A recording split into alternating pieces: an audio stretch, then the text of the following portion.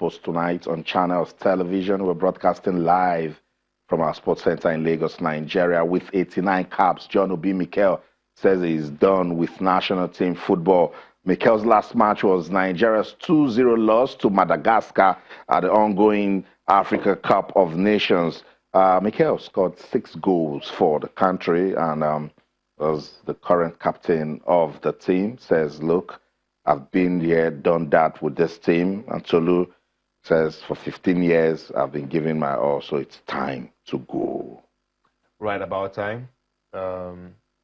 He got into the squad really early, 2006. That was a year after participating in the Under-20 World Cup in Netherlands in 2005 alongside Taye Taiwo, who has for well over 8 years now been out of the team anyway. So when you look at him and his colleagues back then, Chinedu Obasi, he's been the only graduate from that set who's still been in the team this long. You know, so I think in terms of longevity, he has served. He gave his all. You can't take that away from him. Yes, the last 2 tournaments, the World Cup and this African Cup of Nations, didn't bring out the best out of Mikel. I think we won the Cup of Nations in his peak years in 2013. We equally got to, in 2010, he missed out though, when we got bronze as well. And he equally missed out in the World Cup. So all in all, his international career has been cut short, you know, a lot of troubles here and there. And insinuations that he's always picking games to want to represent Nigeria. But since he became captain, a lot of responsibility came and he showed it back. So it's particularly what he did at the Rio Olympics for the team. He showed good leadership. You know, so I'll come back to you. Let's just run through Mikel Obi's statement. He made the announcement via his Instagram page. Mikel said Egypt was symbolic for him. He said, Egypt is a country where I've started and I've finished my national career. In 2006, I played my first official championship for my country.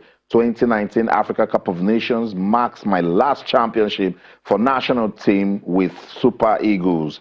My national career started in 2003 on the 17 World Cup, and I am grateful for the national team for placing me on the world arena and giving me an opportunity to show my skill and have an incredible national and international career.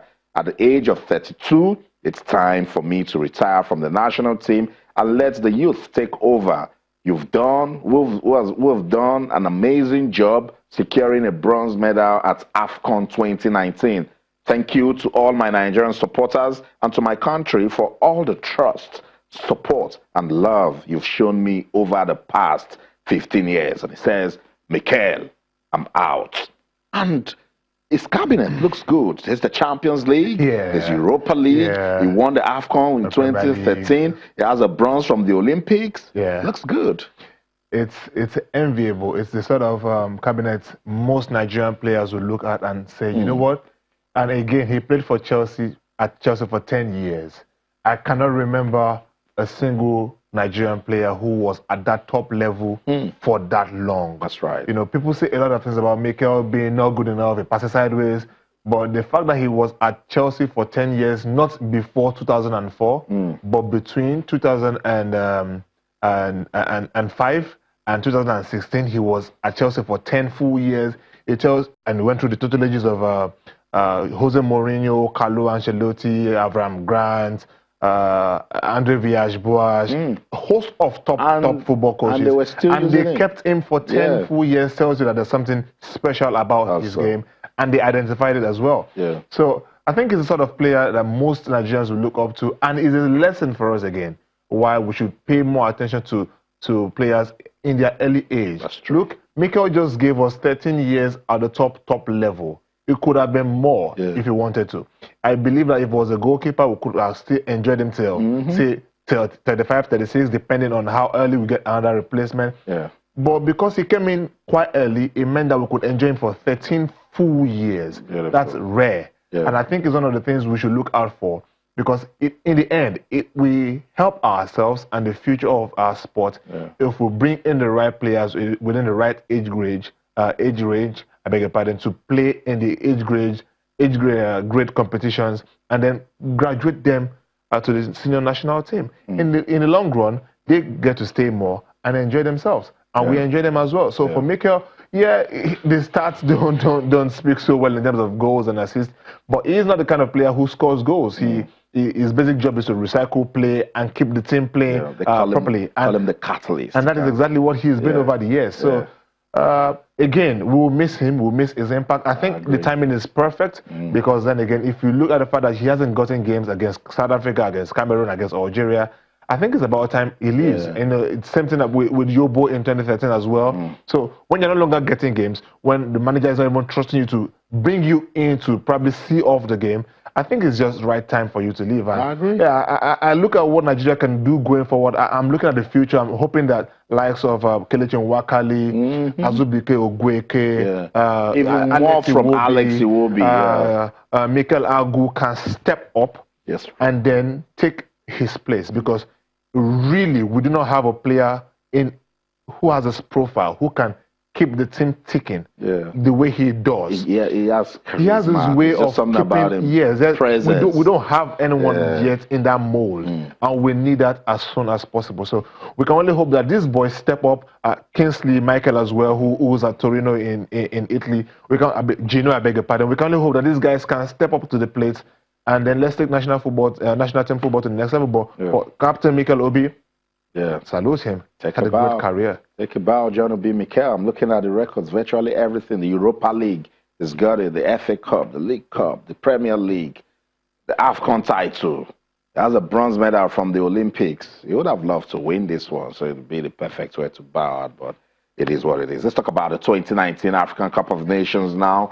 We're getting ready for the final. Tomorrow is Algeria taking on Senegal. Let's go to Istanbul, Turkey, where a video statistics analyst, Tofe Tobola, is standing by. Tofe, good to have you on Sports Tonight.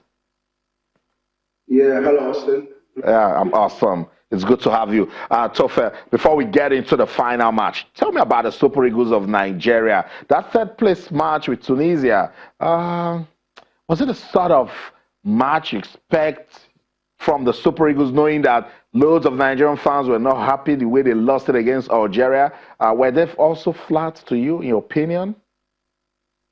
I think it was a good match. I think it will be unfair to the players to say that it was a flat match. We won the third place, and I think that at least that was the minimum that we could come home with. I think I'm proud for the Super Eagles, and I'm happy Nigerian today. Did the stats speak good of the Super Eagles and their performance? Not quite. I mean, we didn't obviously play to our strength. I don't think most of our players have played to their 100% strength. I think that's based on the coach.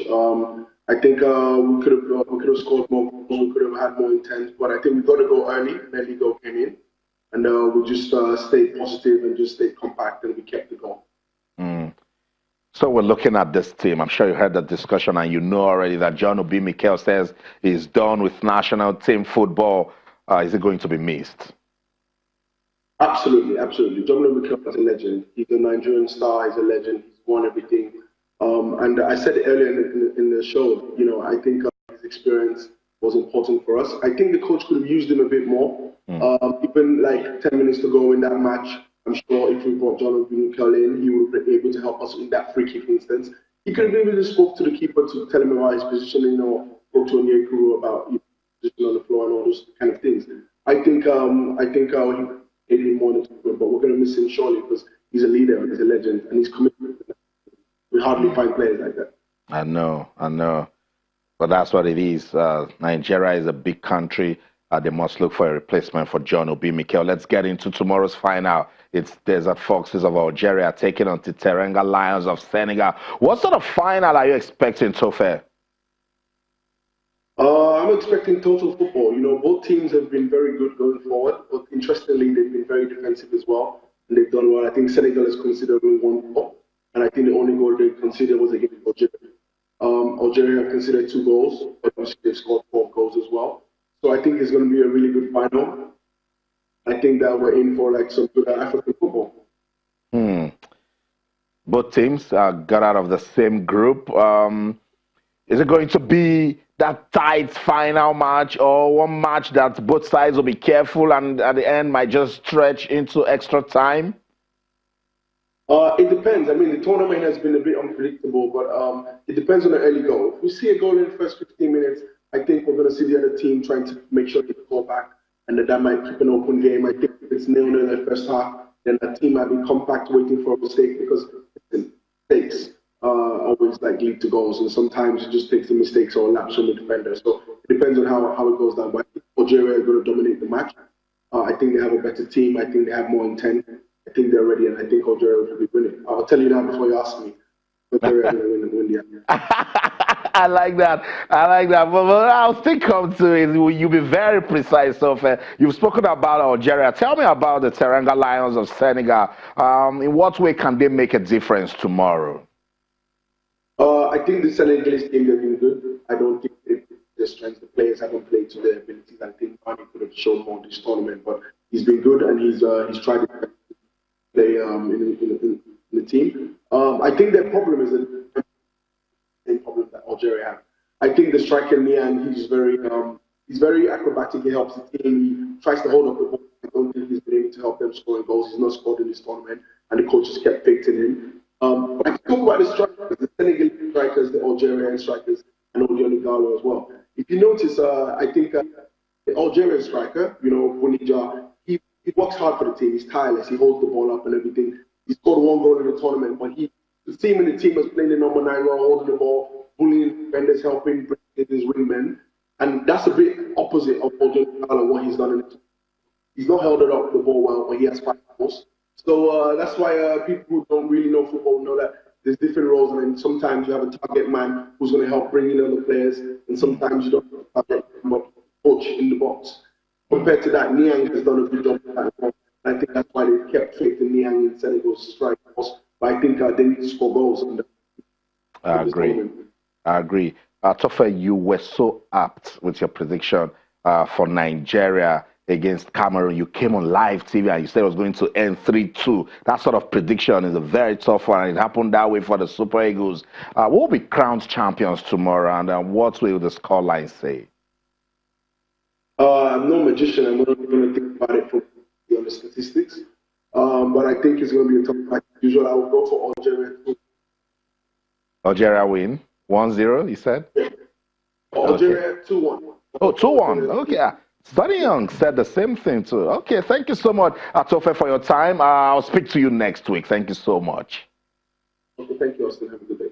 All right, that's it. Video statistics analyst Tofe Atowabola speaking to us all the way from Istanbul, Turkey. Let me bring the discussion back to Lou Olorumoteni. Everyone seems to be going the way of Algeria. Are you standing there also? They are the best team in the tournament, unarguably, or arguably. And they have the meanest defense right now. I haven't only considered twice, one against Nigeria, who has scored in almost every game, apart from that one against Madagascar. That game. And when you look at the Algerian side, they look a lot more balanced. They're a very hard-working side, a team of runners who will go at you from every angle, from every position. They will swamp every player with the ball, and they press so hard and so high that if you are not comfortable in your own technical ability to hold on to the ball and pick the right passes, you will budge under that pressure. And that is what has worked for them so far in the previous 6 games of the tournament. So they equally face a Senegalese side who is very adept, very strong, is a team of workaholics.